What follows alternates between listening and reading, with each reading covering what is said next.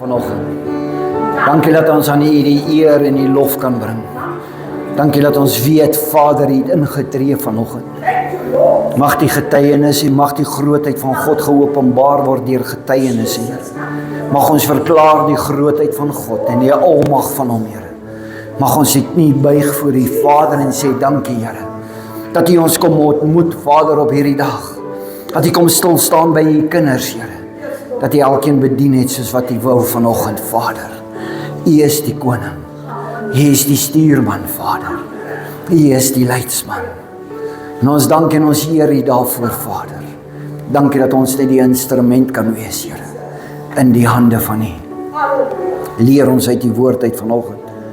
Maak ons harte en ons gedagtes oop, Here. Mag ons ontvang dit wat U vir ons sê, Here.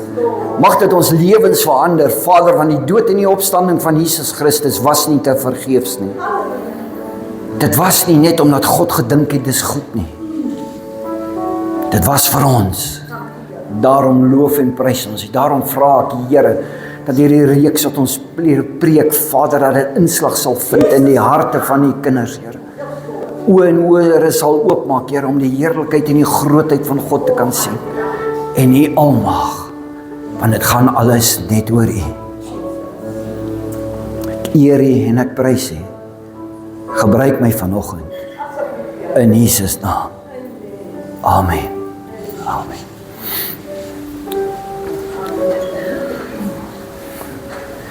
Ek wil hê jy moet kyk nou dit wat op die bord staan vanoggend. Ons is besig om 'n preekreeks te doen. Dis tyd om afskeid te neem van die verlede.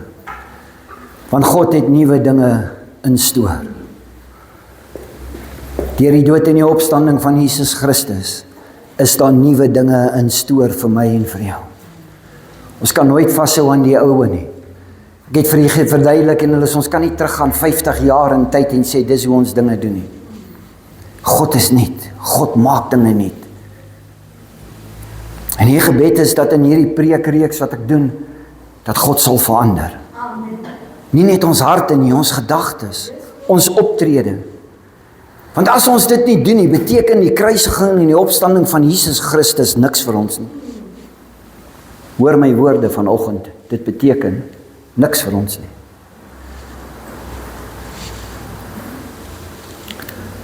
Wat glo jy? Ek praat nie van die geloofsbelijdenis wat ons doen in die kerke nie.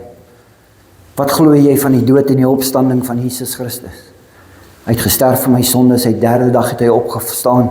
Die oorwinning is behaal. Ons is vrygemaak van die vloek en die band van sonde. Dis die regte teologiese dinge wat ons moet sê. Maar ek wil vanoggend vir jou vra, wat glo jy in die dood en die opstanding van Jesus Christus? Wat beteken dit vir jou? As ons gaan en ons gaan kyk na die eerste skyfie wat ek daarop het, oor die preekreeks, die eerste een waaroor ons gepraat het laasweek is, omdat Jesus Christus gesterf het en opgestaan het, en jy verborge is in die bloed van Christus, het jy 'n doel.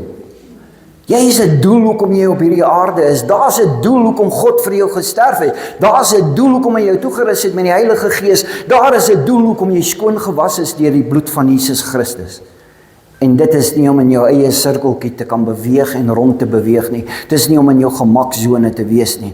Daar is 'n doel en dis om die evangelie te verkondig. Dis om ons getuienisse te openbaar en aan mense te deel mee. Dis die transformasie wat in my en jou lewe gebeur, van voor die kruis tot na die kruis, voor die kruis so, na die kruis is ek 'n nuwe persoon in Christus, want ek is weggesteek agter die bloed van Christus. Dan kan ek nie vashou aan die verlede nie. Ek kan nie vashou aan die bagasie en die tasse en die stootwandjie wat ek saam met my wil dra as gevolg daarvan wat voor die kruis was nie.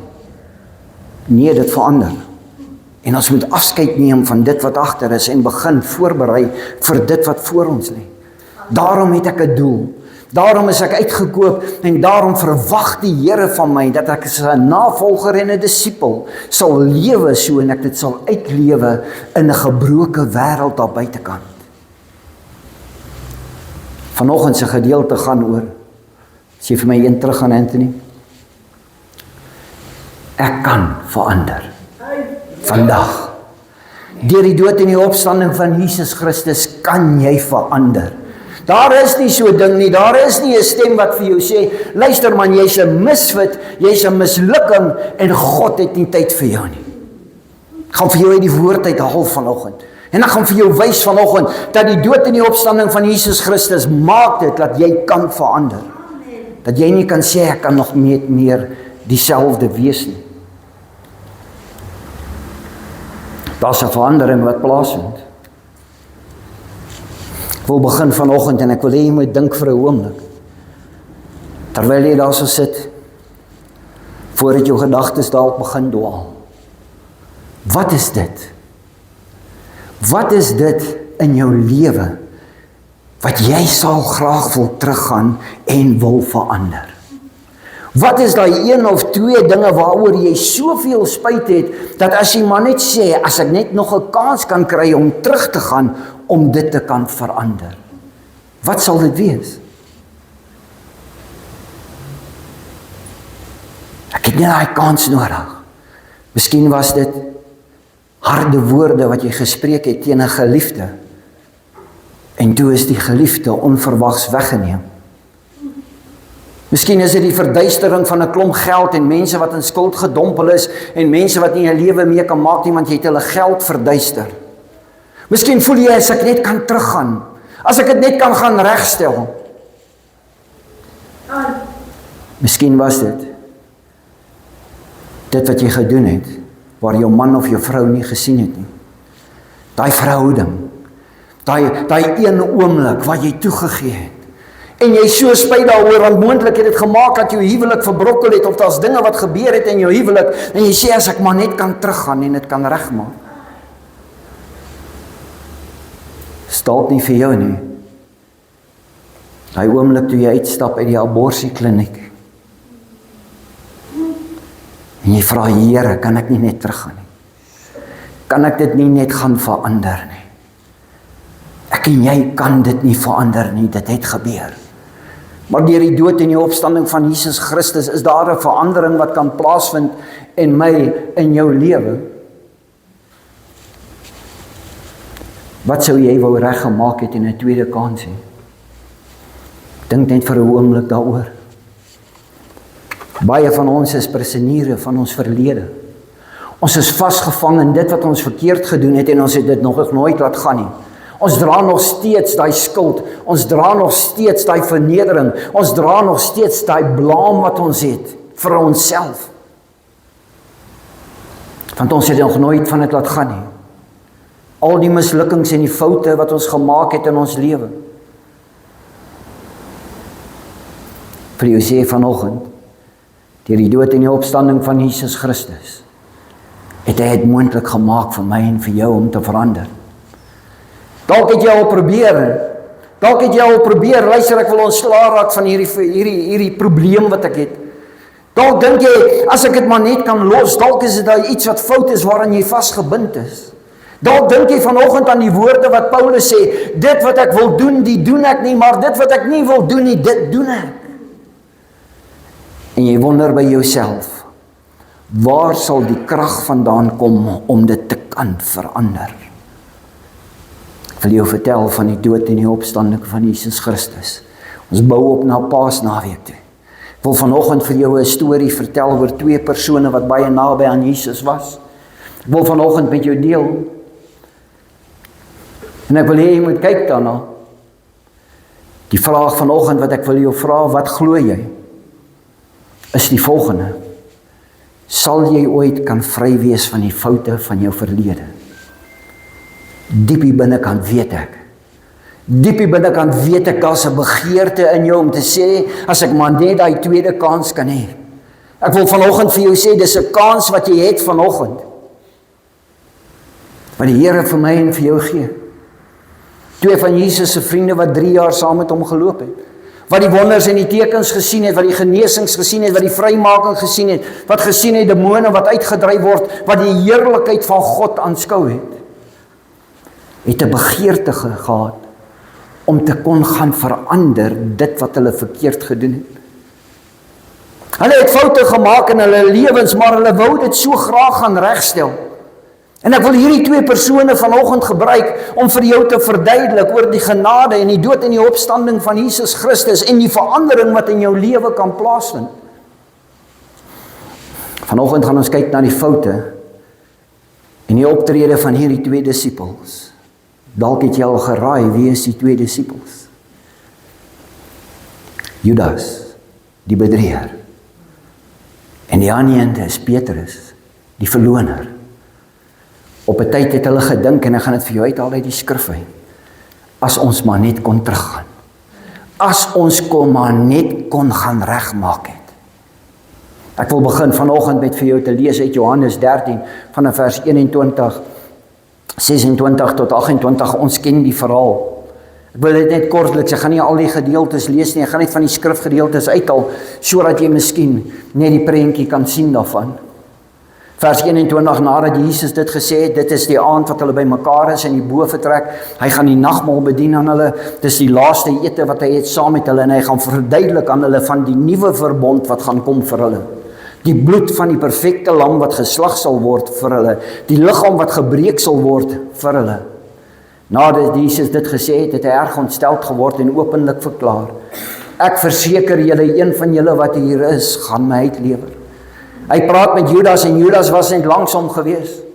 Judas het 'n titel gehad, Judas was die persoon wat die beursie gedra het, Judas was die een wat eintlik aansien gehad het in die binnekring van Jesus, want hy was toevertrou, maar hy was 'n bedrieger gewees. En terwyl hy saam met hom aan die tafel sit, weet Jesus presies dit wat Judas gaan doen. Hy weet elke gedagte van Judas. Vers 26 sê Jesus reageer daarop. Dit is die een, want toe hy dit sê, toe vra hulle vir hom, maar wie is dit? Wie is dit? Sê vir ons wie dit is. En hy praat, en hulle kon nie hoor wat hy sê nie. Jesus reageer daarop, dit is die een vir wie ek 'n stukkie brood in die sous sal doop, en vir hom gee. Hy vat toe 'n stukkie brood, doop dit in die sous, en gee dit aan Judas, seun van Iskariot. Na die stukkie brood het Satan wat hom besit geneem het. Toe sê Jesus vir hom, wat jy doen moet jy gou afhandel. Dit wat jy nou moet doen, toe die duiwel in besit van hom neem, sê Jesus vir hom, jy moet iets gaan doen, jy moet dit nou gaan doen. Niemand wat aan die tafel was, het geweet om watter rede hy dit vir Judas gesê het nie. Judas het geglo, dat hy vrede en vreugde sou vind in 30 stukke silwer. Dat hy aansien sal hê by die priesterhoofde, hulle sal dink hy's 'n goeie mens. Hy sou dalk 'n belangrike pos kon klee by hulle, as gevolg van dat hy Jesus verraai het. Hulle het dalk gedink, ek gaan nie 'n nobody meer wees nie, ek gaan 'n somebody wees.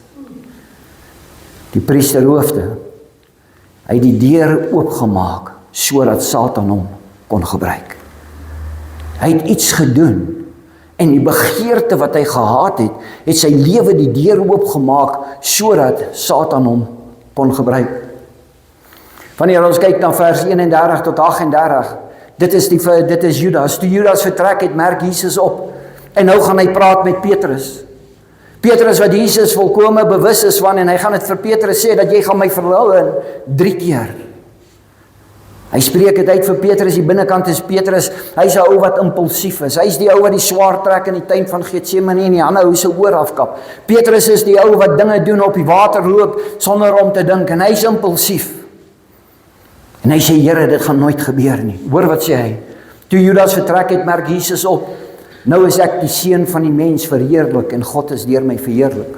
As God deur my verheerlik is, sal God self my ook verheerlik, en hy sal my binnekort verheerlik. Kinders, ek is net nog vir 'n kort tydjie by julle. Julle sal my soek, maar soos ek vir die Jode gesê het, sê ek nou weer aan julle, daar waarheen ek gaan, kan julle nie kom nie. Hy's besig om te praat van sy opvaarding na die hemel toe. Hy's besig om te praat dat hy gaan 'n plek gaan voorberei. Hy's besig om vir hulle te sê, daar gaan 'n tyd kom wanneer julle moet oorvat en julle moet doen dit wat ek gedoen het op hierdie aarde.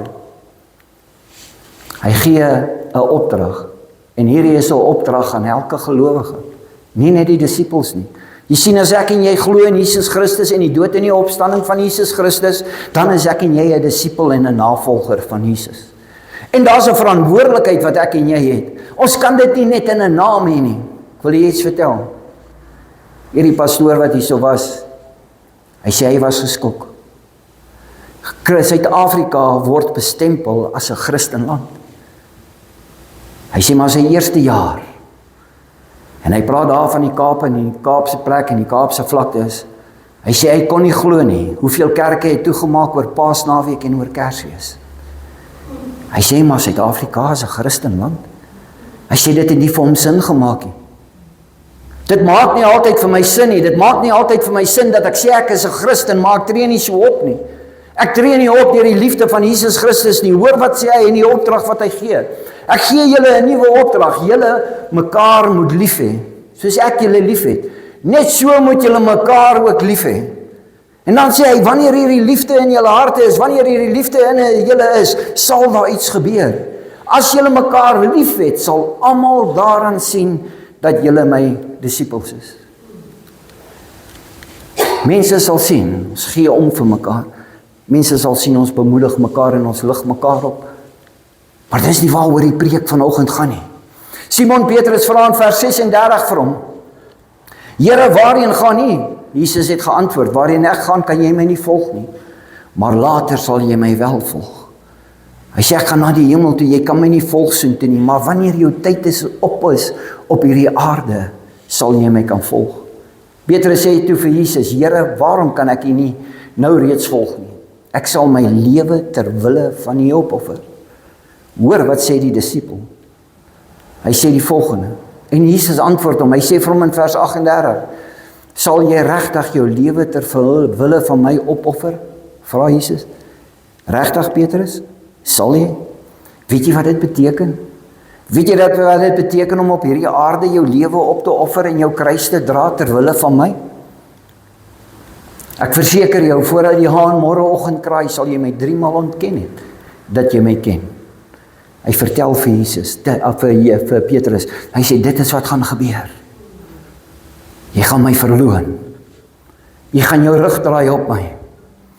Die ander disipels, toe Judas kom om hom te arresteer, en toe hy gearresteer moet word in die tuin van Getsemane, het die ander disipels gevlug, soos wat die skrif sê, hulle het almal van hom al weggevlug, en hom alleen gelos.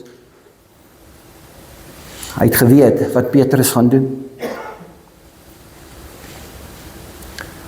Hulle gaan oor na die daad toe. En ek wil eers stilstaan by die daad van Judas in Matteus 26, vanaf vers 48 tot 49. Die daad van verraad. Sy verraaier het vir hulle uitkenningsteken gegee. Dit is Judas, hy sê die een vir wie ek gaan kus.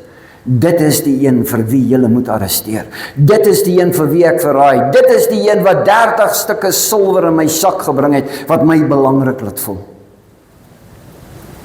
Die een wat ek met 'n soen sal groet, dis hy, arresteer hom. Hy het toe direk na Jesus toe gekom en gesê, gegroet Rabbi. Toe soen groet hy hom.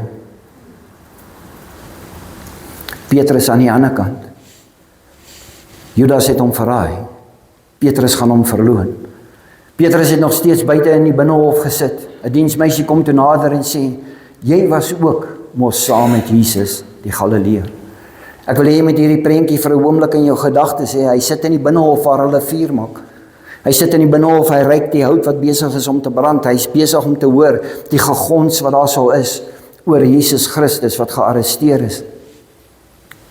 Later dan gaan dit herinneringe terugbring na hom toe. Vers 70 sê, hy het egter voor almal ontken, ek weet nie waarvan jy praat nie, het hy verklaar. Skielik het Jesus se woorde deur Petrus se gedagtes geflits. Voordat die haan kraai, sal jy my 3 maal ontken dat jy my disipel is.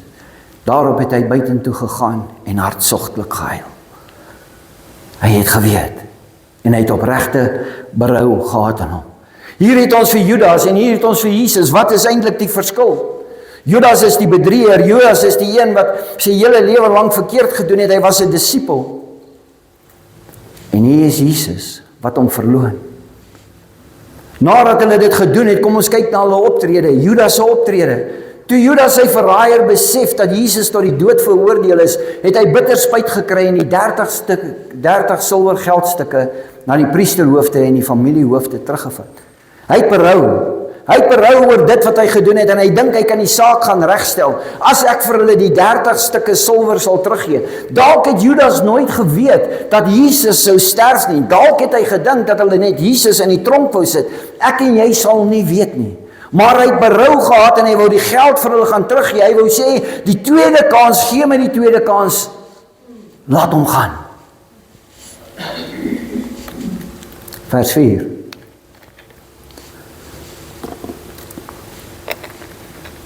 Hy herken sy fout.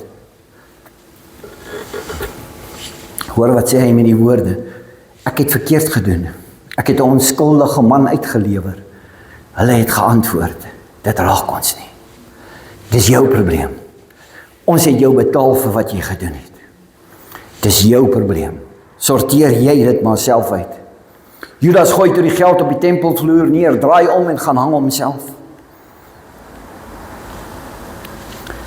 Voor die kruis, voor bekering, voor vergifnis van sondes, voor die bloed van Jesus Christus, lei die sonde tot die dood. En Judas gaan, en hy gaan hang homself. Later sê die skrif dat hy het geval en hy het oopgebars.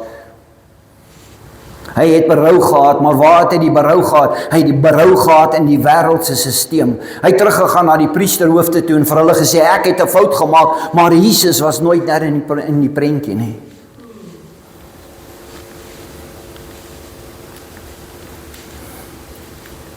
Hoor wat sê 2 Korintiërs 7 vers 10 tot 11 vir my en vir jou. Die Nuwe Lewende Vertaling. Want hartseer volgens die wil van God lei tot inkeer. Hy het vir Petrus gesê, jy gaan my verloon. Dis die wil van God.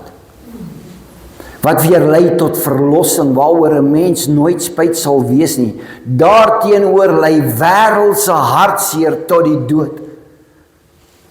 Judas het hartseer gehad teenoor die wêreld. Hy het hartseer gehad teenoor die 30 stukke silwer wat hy gevat het en wat vir hom eintlik niks beteken het nie, want hy het sy saligheid en sy ewigheid verloor. Vers 11.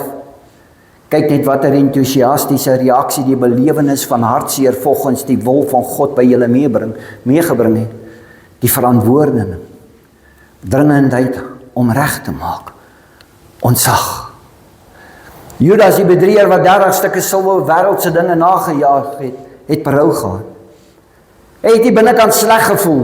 Hy het die binnekant geweet, of dalk het hy nie geweet van die dood van Jesus Christus nie. Maar hy het tot inkeer gekom.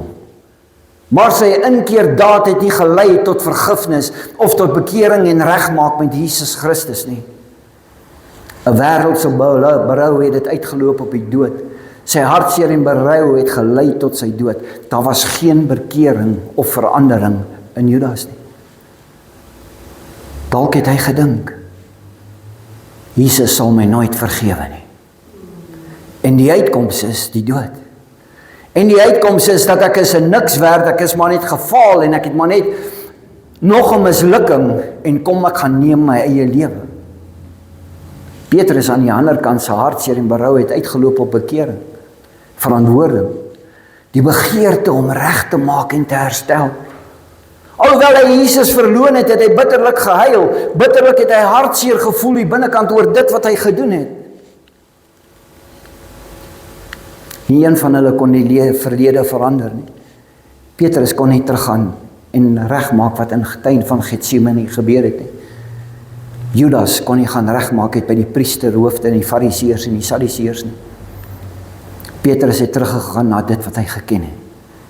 Hy het gaan visvang. Hy het teruggegaan na dit wat hy geken het voordat hy by Jesus uitgekom het. Hy weet van visvang. En voordat hulle weer by Jesus uitkom en wat ook al gaan hy en die disippels en hulle gaan vang vis. Net so kan ek en jy nie die verlede verander nie. Jy kan nie verander die geld wat jy gevat het nie, jy kan nie verander die aborsie wat jy gehad het nie. Jy kan nie verander die oomblik toe jy verneek het op jou man of jou vrou nie, of daai woorde wat jy gespreek het, harde woorde teen 'n geliefde wat nie meer daar is nie.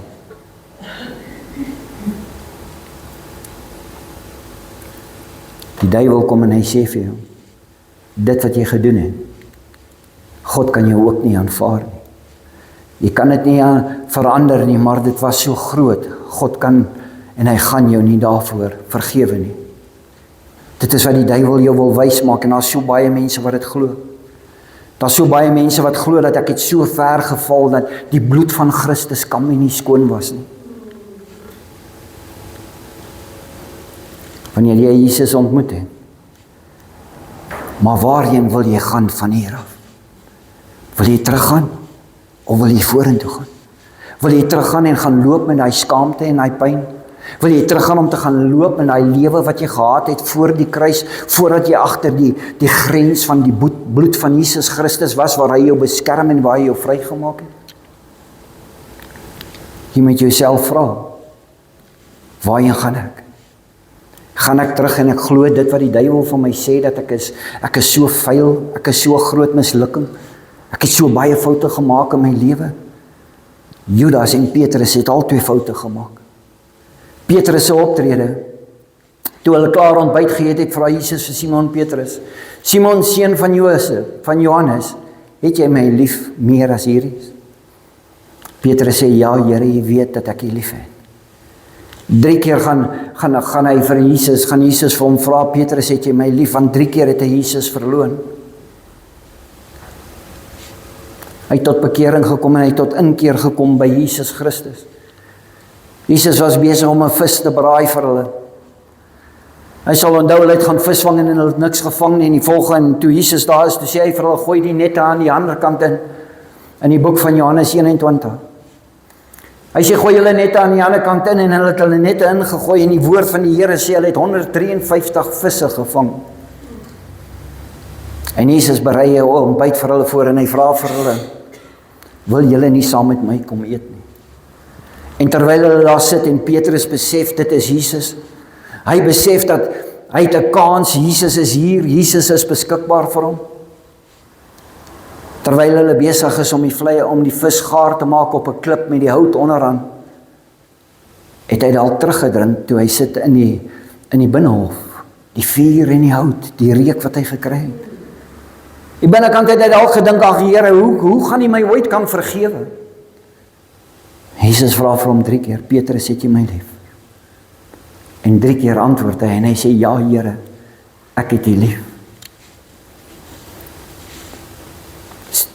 Petrus sê, ja Here, jy weet dat ek jy lief het. Jesus sê vir hom, gaan versorg my lammers. Petrus het Jesus 3 keer verloon. 3 keer kry hy kans om sy liefde te bely teenoor Jesus. Dit wys vir my en jou dat God se genade sterker is as die menslike mislukking. Dit wys vir my en vir jou vanoggend dat jy het foute gemaak in jou lewe, maar waar gaan jy vorentoe van hier af? Wil jy teruggaan of wil jy vorentoe gaan? Wil jy by Jesus uitkom sodat die bloed van Christus en die dood en die opstanding van Jesus Christus vir jou saak maak en sodat jy vry kan lewe van hierdie prisonier wat jy is, van die skaamte en die pyn wat jy saam met jou ronddra? Want baie mense glo, ek is te vuil om terug te gaan na Jesus toe. Petrus word nie afgeskryf nie, maar herstel en bemagtig. God se genade is sterker as ons menslike mislukkings. Ek en jy word nie afgeskryf nie. Hoor my woorde vanoggend. Ek en jy word nie afgeskryf as gevolg van die foute wat ek en jy gemaak het nie. Maar wanneer ons by Jesus uitkom en wanneer die kruisiging en die opstanding vir my en vir jou sin maak oor Paasnaweek, dan word ek en jy herstel en ons word bemagtig. Ons word bemagtig om te kan doen dit wat God van ons wil hê om te doen. Ek bereik weer my doel in my lewe. Daarom is daar dinge wat moet verander. Die ou is verby en iets nuuts gaan daar gebeur. Jy sien, jy kan nie vashou aan daai skaamte en daai pyn en dink jy gaan vorentoe gaan nie. Want dit gaan nie werk nie, want jy is nie vry nie, jy's 'n prisonier van jou verlede.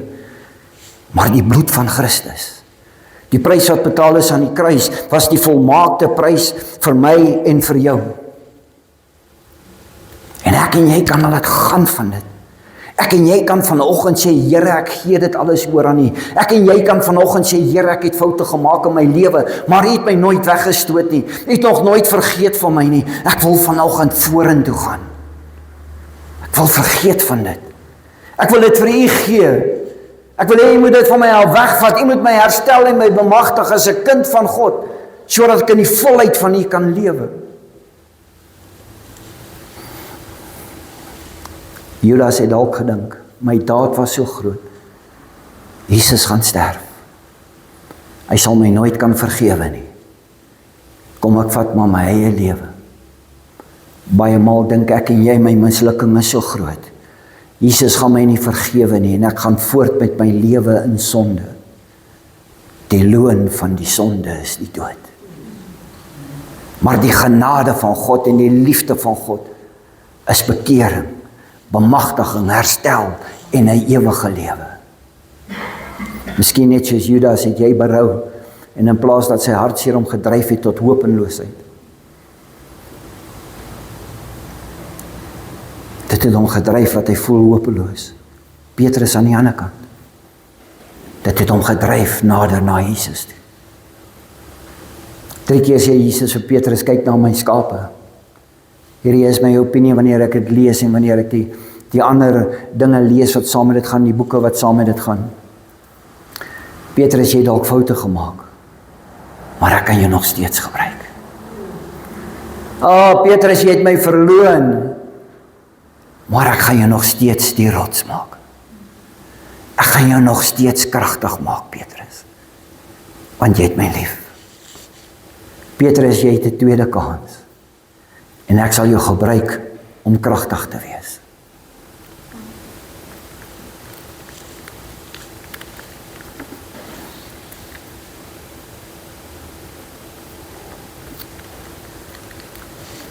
Toe Petrus reg was, het hy verander. En daar by die vuur gee hy alles vir Jesus. En hy vertel hom hoe lief het hy hom. Het jy al so 'n oomblik beleef? Daar waar jy net gaan sit het en net gesê het, Here, hier is my mislukkings. Hier is my foute. Ek gee dit alles vir U.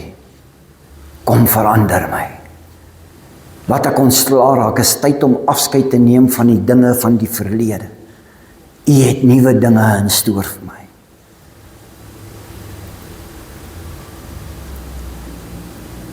Ek dink ons almal het 'n storie soos Petrus. Een met foute en mislukkings. Die vraag is, het jy dit oorgegee aan Jesus? Het jou foute en jou mislukkings en die hopeloosheid jou gedryf na Jesus toe, om versoening te gaan soek en vrede te gaan maak met hom? Of bly jy terug in dit wat jy gedoen het voordat jy by die kruis uitgekom het? Ek wil vir jy 'n storie vertel. Die seun is die eerste jaar op Potch Universiteit. Hy gaan leer by Potch Universiteit, saam met sy vriende en bly in 'n woonstel. En die universiteitslewe is baie lekker. En die dinge wat gebeur, omdat jy 'n nietjie is by die universiteit en die gesellighede wat hulle het en alles, en in die 3de kwartaal moet hy verslag gee aan sy ouers. En hy bewe terwyl hy sit met die foon in die hand om sy ouers te bel. Hy bel en hy sê vir sy ouers, ek is so jammer. Ek het my oorgegee aan die begeertes en die dinge wat aangaan hier by die universiteit. Ek het julle geld gemors. Ek weet nie wat om nou te doen nie, want ek gaan volgende jaar nie weer hier kan wees nie. Ek het 'n kans gehad. Ek voel sleg oor dit wat ek gedoen het. Weet jy wat was die ouers se antwoord? Kom net huis toe. Paasnaweek gaan daaroor vir Jesus wat vir my en vir jou sê, kom net huis toe. Ek gaan niks teen jou hou nie. Ek gaan jou herstel. Dis Jesus wat vanoggend vir elkeen van ons sê wat gefouteer het en mislukkings het in ons lewe. Kom net huis toe. Ek wag vir jou. Ek wil jou bemagtig, ek wil jou herstel. Ek het alles vir jou gedoen. Dink aan die verlore seun. Hy het huis toe gegaan. Gaan ek en jy vorentoe van hier af, gaan ons huis toe na Jesus toe. Gaan gee ons mislukkings en ons foute vir hom en ons erken dit wat ons verkeerd gedoen het. Weet jy wat, hy gaan dit nie teen jou hou nie. Want hy skryf in 1 Johannes word daar geskryf en gesê, as jy jou sonde bely, God is getrou en regverdig om jou dit te vergewe. Die wêreld sal vir jou sê, jy kan dit nie doen nie, God het jou nie lief nie. Jy kan bly in daai situasie. In jou hopeloosheid en die ewige dood en die dood wat vir jou wag. Of jy kan vanoggend sê, Here, ek kom huis toe. Dankie vir die vergifnis van my foute. Dankie vir Paasnaweek, 'n goeie Vrydag. Dat die Seun gekruisig is, dat my skuld en my sonde op hom geplaas is. Dat ek regverdig gemaak is en dat ek vrygemaak is. Is dit jou begeerte vanoggend? Net om te sê, Here, ek wil huis toe gaan. Ek wil afsluit vanoggend. Ek wil vir die vergelyking tref van vanoggend tussen Judas en Petrus. Beide het geval. Judas en Petrus albei het 'n rol gespeel in Jesus se lyding. Judas die bedrieger, Petrus die verloner. Die verskil lê in hulle reaksie. Judas het sy skuld hom laat verwoes. Hy het toegelaat, laat dit hom verwoes. Hy het toegelaat, laat dit sy newe leem. Kind van God, jy kan vanoggend kies om vas te hou aan jou foute en jou mislukkings en dit vir die res van die lewe saam met jou te dra en dit kan lei tot jou dood. Of jy kan toelaat dat jy vanoggend terugkom by Jesus. Petrus het sy skuld na Jesus toe gedra en vergifnis ontvang. God se genade is vir my en vir jou so groot. Petrus se verhaal wys dat selfs grootste mislukkings nie finaal is nie. Christus kan herstel en gebruik. Hy kan jou herstel en hy kan jou gebruik. Judas se verhaal waarsku teen wanhoop en selfisolasie. Wat leer ons uit vanoggend? Wat leer ek en jy as 'n gelowige vanoggend? Jou mislukkings diskwalifiseer jou nie.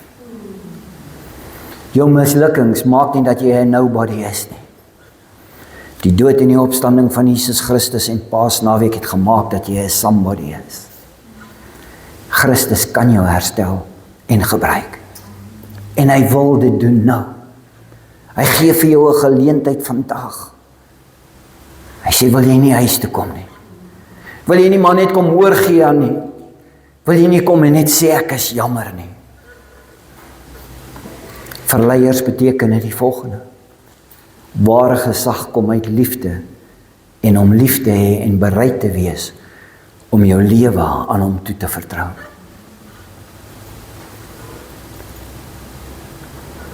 Ware gesag kom nie uit liefde en diens nie. Ware gesag kom nie uit mag of autoriteit nie. Dit kom uit liefde uit. Vir my en vir jou vanoggend, om Jesus te volg te beteken om hom lief te hê en te bereid te wees om jou lewe aan hom toe vertrou. Gemaak deur die dood en die opstanding van Jesus Christus. Dankie Anthony. Glo jy dit vanoggend? Glo jy vanoggend dat op hierdie stadium jy het nie so ver geval dat God jou nie kan vergewe nie? Glo jy vanoggend dat die dood en die opstanding van Jesus Christus, die bloed van Christus, het jou skoon gewag, hy wag vir jou om huis toe te kom sodat hy jou kan herstel, sodat hy jou kan bemagtig en jou kan bekragtig, om die doel wat jy en ek het, uit te kan lewe.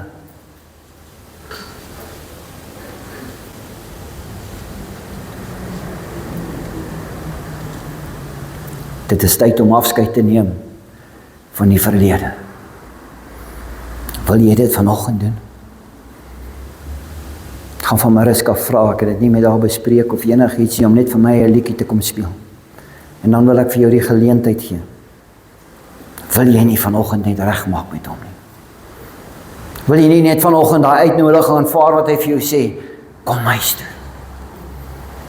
Wil jy nie vanoggend net daai stap van geloof leef en vir hom sê, ek is jammer. Here, ek het foute gemaak in my lewe. Ek kan dit nie verander nie, ek kan nie terugdraai in tyd nie. Maar ek kan dit vanoggend oorgee aan U.